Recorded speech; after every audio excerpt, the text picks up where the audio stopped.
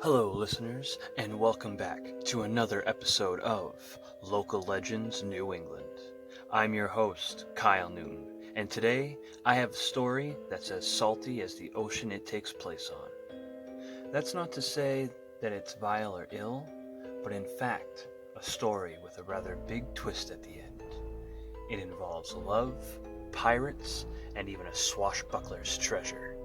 It's known as The Legend of Ocean Mary. Our story starts back in 1720, when a young Irish couple, James and Elizabeth, ran away from their feuding families. They were madly in love, you see, and after some time, they were expecting a child out of wedlock. They knew better than to think their parents or siblings would accept such situations. So one night, by the cover of darkness, the young couple snuck along the green Irish shores onto a ship known as the Wolf. From there, they departed to England and then the New World. After leaving Sussex, England, the ship set sail, filled with passengers. The young couple walked amongst the bulk of the travelers, no longer fearing being caught as stowaways. But this didn't mean it was the end of their plight. No. In fact, the worst had yet to begin. Their next struggle to be cast upon the poor travelers came in the form of a heavy, freezing rain. Many were sick, some even died, but thankfully, their captain and crew's determination held out against the storm. This is where we dive deeper into the story, when those upon the Wolf noticed a ship out in the distance.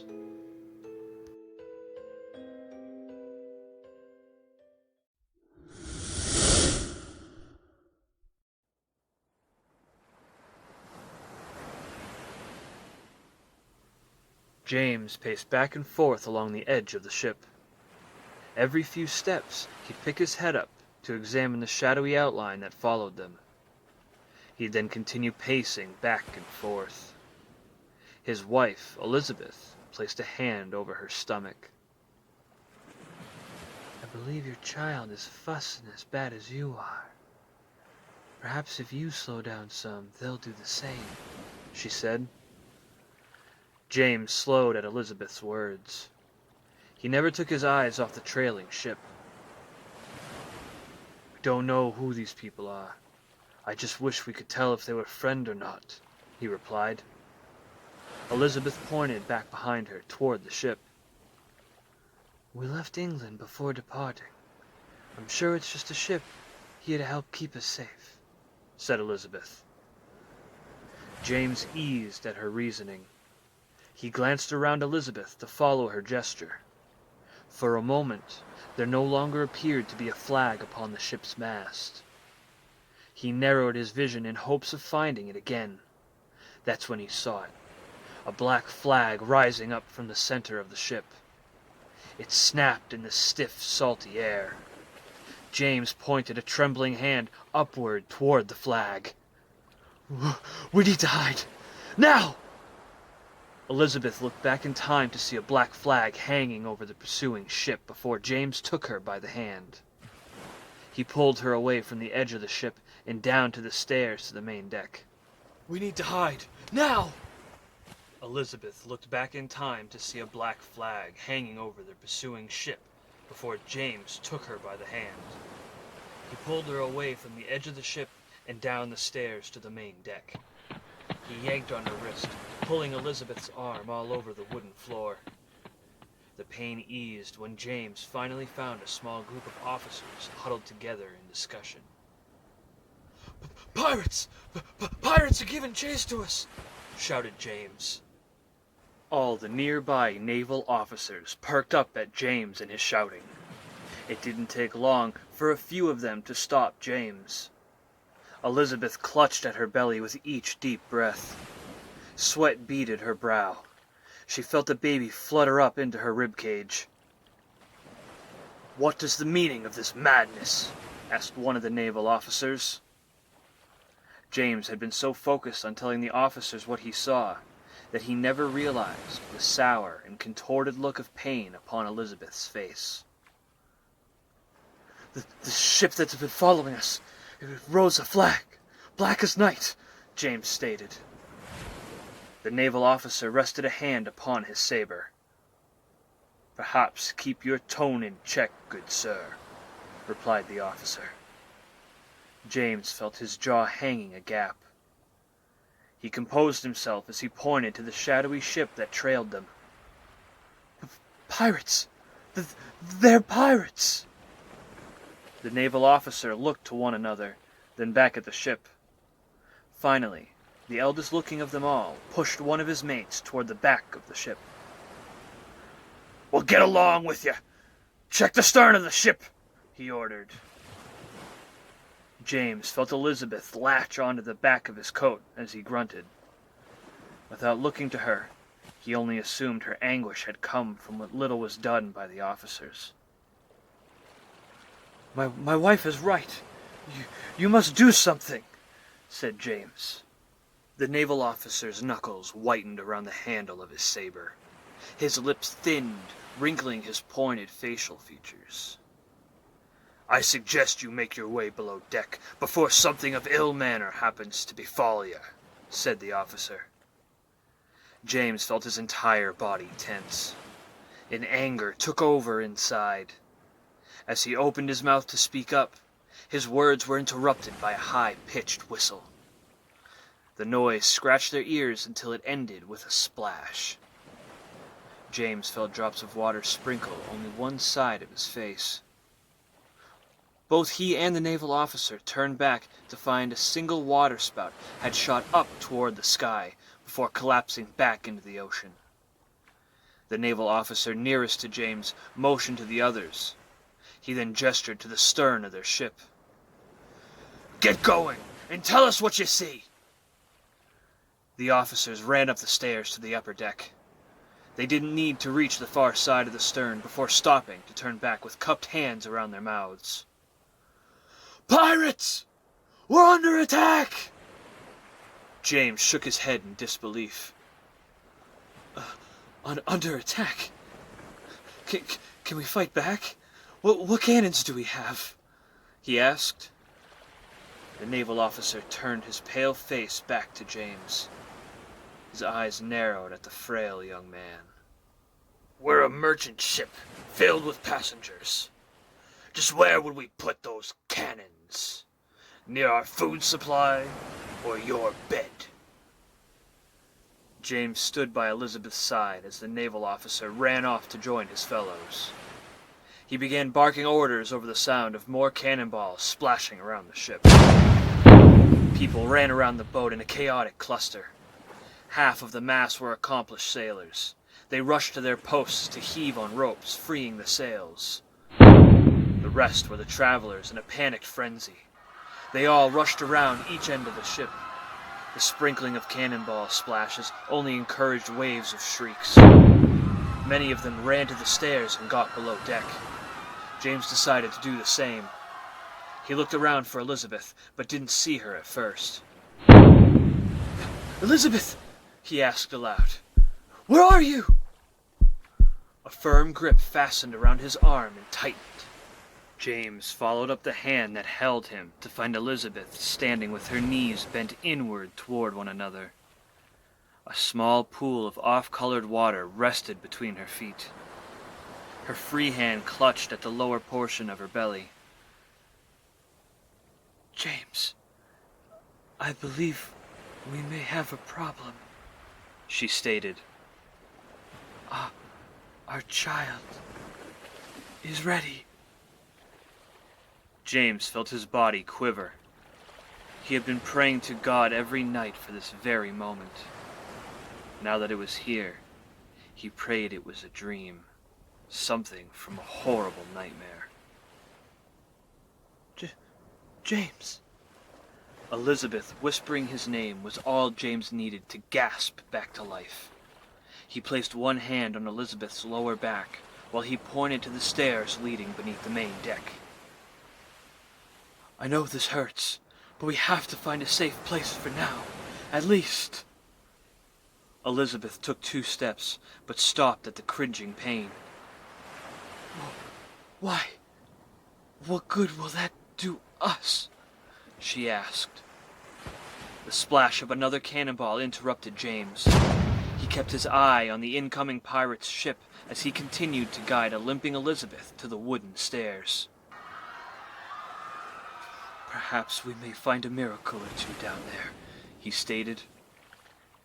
I doubt it'll do much good now, Elizabeth forced out through clenched teeth. James didn't stop guiding her to the wide wooden stairway. The water came cascading around them as he maneuvered Elizabeth through the panicking passengers. We won't know unless we try, Elizabeth. Please, we must continue on, he said. Every motion forced more grunts and whimpers of pain from Elizabeth, with each step dragging slower than the last. The cool wind embraced her trembling limbs. Shouts from the naval officers echoed from behind as they descended down the stairs. Elizabeth leaned into James until they reached the lower floor. They wandered down the damp hallway that formed the hull. People shoved their way through as screams drowned out any and all thoughts. Eventually, someone shouldered James. The momentum sent him into Elizabeth as they both crashed to the warped floorboards. James looked up to find tears streaking down Elizabeth's cheeks. She shook her head. I can't go any farther, James, she murmured. What should we do? James traded stares between Elizabeth and the stairs. His lips trembled as he thought of what to do. We'll find a way out of this, he whispered.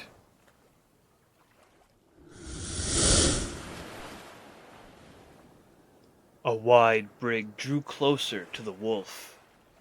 The panicking crowd slowed the crew's actions. Sails were half drawn by the time everyone could hear the rowdy shouts of the pirates, silenced only when their ship broke upon the waves. The Wolf attempted to outmaneuver their pursuers, turning away from the pirates by meeting choppy waves in hopes of slowing the pirates. Eventually, the rough seas proved too much for the Wolf, leading to the pirates sailing parallel with their latest prey. Slats along the pirates' brig opened up to expose a dozen cannons. Soon after, a voice was heard traveling over the tide. At ease, or we open fire! There was little negotiation with such a threat. Soon, the sails were pulled and the ship was brought to a standstill. The pirates lined themselves up alongside the Wolf to throw gangplanks along the gunwale. One by one, a dirty band of ragtag men swarmed the Wolf. The last of them was the largest, towering over every officer by a full head and shoulders. He stepped onto the ship and fired a pistol into the air. Take everything you can carry, lads! A loud cheer erupted throughout the ship. Few resisted the pirate horde, but some still found the courage to fight back. That's enough! The older naval officer drew his pistol and aimed for the large pirate.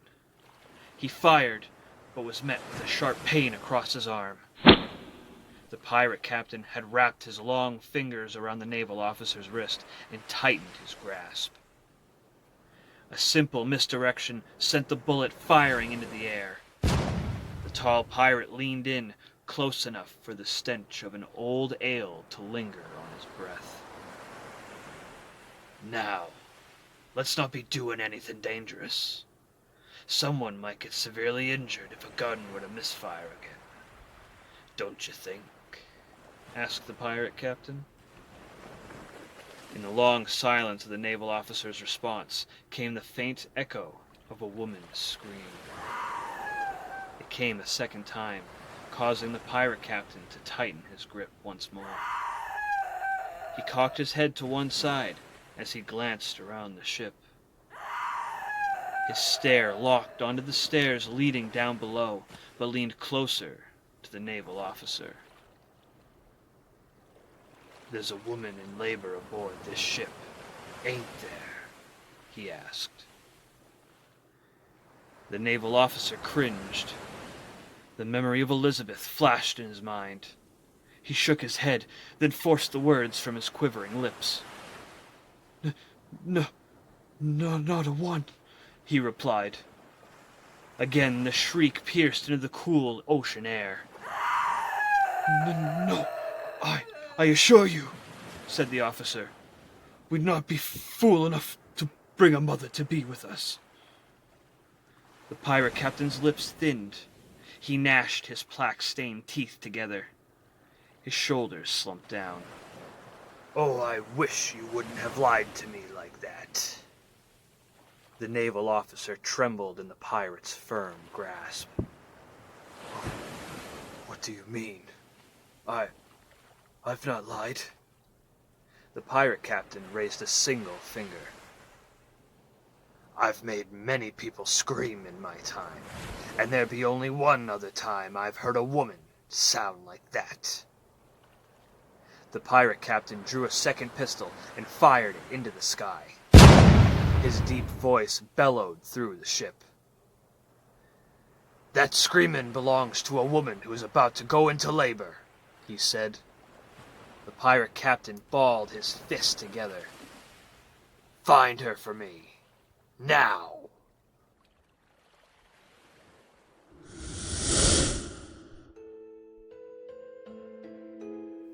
And that was part 1 of The Legend of Ocean Mary.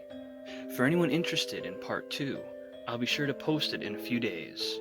Let me know what you think about this week's legend on Facebook or Instagram at LocalLegendsNE. That way, I can keep bringing you more of the legends and myths we've discovered and have fallen in love with. I'd also love to hear about anyone visiting the locations I discuss. Who knows, you might even get a shout out on one of my social media pages. But until then, my name is Kyle Newton, and you have been listening to Local Legends New England.